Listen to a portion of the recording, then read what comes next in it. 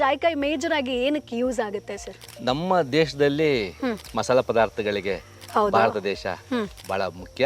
ನಮ್ಮ ಭಾರತವನ್ನು ಸುಮಾರು ಒಂದು 800 ವರ್ಷಗಳ ಕಾಲ ಹೌದು. ಈ ಡಚ್ಚರು, ಪೋರ್ಚುಗೀಸರು, ಬ್ರಿಟಿಷರು ಎಲ್ಲ ಆಳಿದ್ದು ನಮ್ಮ ಸಾಂಬಾರ್ ಪದಾರ್ಥ ವ್ಯಾಪಾರಕ್ಕೋಸ್ಕರ ಬಂದದ್ದು. ಮತ್ತೆ ಮಲೆನಾಡು ಭಾಗದಲ್ಲಿ ನಮ್ಮ ರೈತರುಗಳು ಬಹಳ ಶ್ರೀಮಂತಿಕೆಯಿಂದ ಇರ್ತಾರೆ.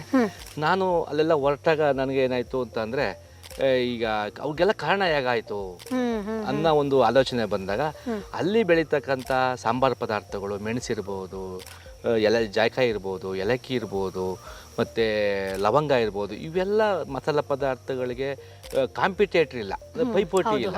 ಮತ್ತು ಇವನ್ನ ಸ್ಟೋರೇಜ್ ಮಾಡ್ಕೋಬೋದು, ಈಸಿಯಾಗಿ ಸ್ಟೋರೇಜ್ ಮಾಡಿ ಮಾರಾಟ ಮಾಡ್ಬೋದು.